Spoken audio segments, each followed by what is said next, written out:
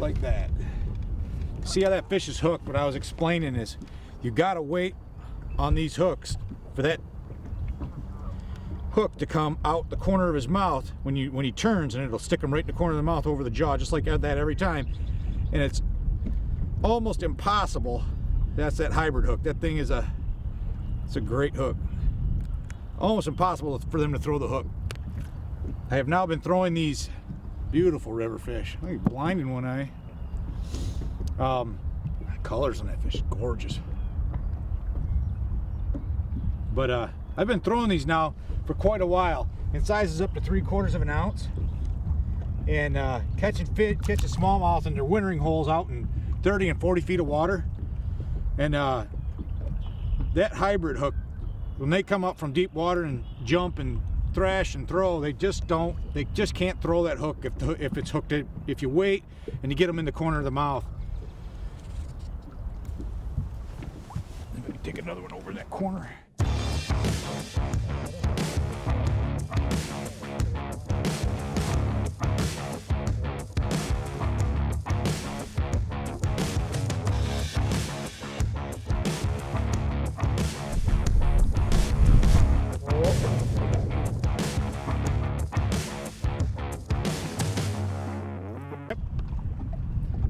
It's early May, and we're on a northern river, smallmouth fishing, and we're up in the upper end of actually a small reservoir river, and we're fishing what we call a sand drop. It's actually gravel, and the river actually tightens down right here. It's the head of the reservoir, and so this is the very last deep water of the reservoir before it goes upriver, and these smallmouth are sitting in this gravel run in the upper river, and we're catching them using a swing head.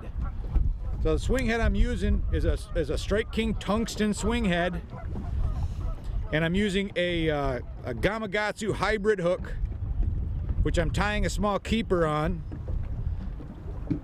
and then I'm using a big bite fighting frog, the 3-inch fighting frog in Vegas Flash, and catching some pretty nice smallmouth here this morning.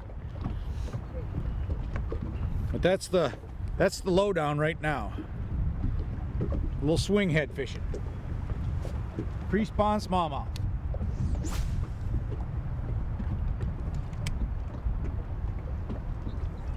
So instead of dropping, what this is it's a deep hole, and it runs up onto a bar, and they're sitting in the current break on the back side of the bar. We've had a lot of current lately from the rain, and the water's stained up.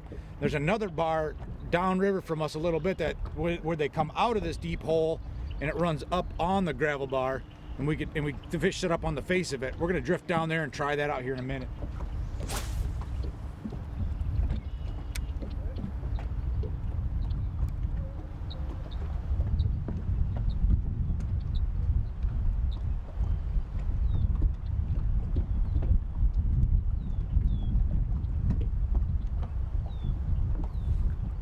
For anybody that hasn't fished a swing head before, basically what I'm doing is we're sitting in about 7 feet of water in a hole, casting up to about 3 feet of water.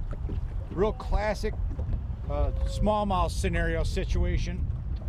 And I'm using a 3/8 ounce swing head, throwing the swing head up in the gravel or the rock upriver, and I'm just dropping my rod tip and slowly reeling. The rod and reel I use is real important. I've played around with this the last couple years, try to get this just how I want it, because the hookup ratio on this can be exceptional if you have the right tackle, and if you don't, you're not using the right tackle, you can miss a lot of fish with this setup, because you're using an EWG style hook on this.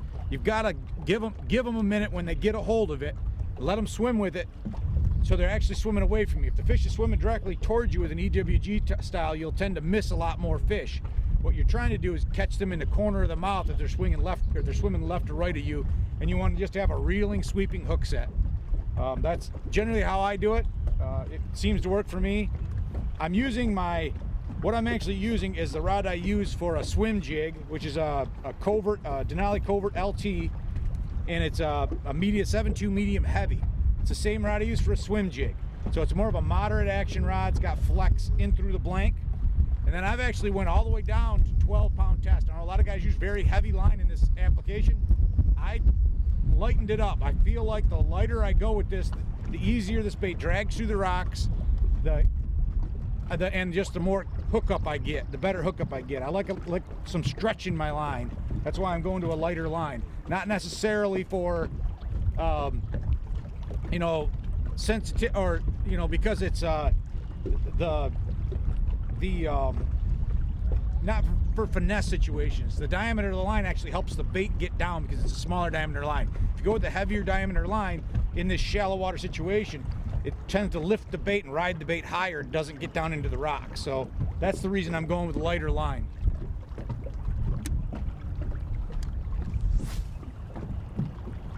Shift over to our right a little more and cover this gravel flat a little better. It's almost as a necessity to have spot lock in this situation. It's very difficult to do this without some type of an anchoring system.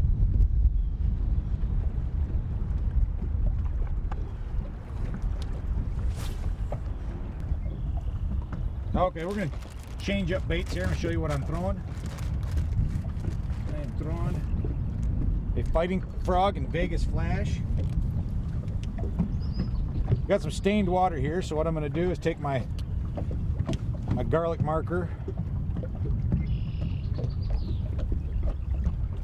and brighten up the tails.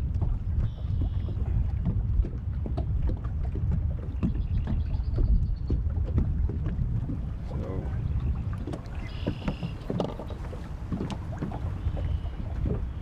Swinghead, I don't know if you can see that, but that hybrid hook, that is a great hook because you have a big gap. If you look at the distance from the eyelet to the tip, you've got a nice big bite on it.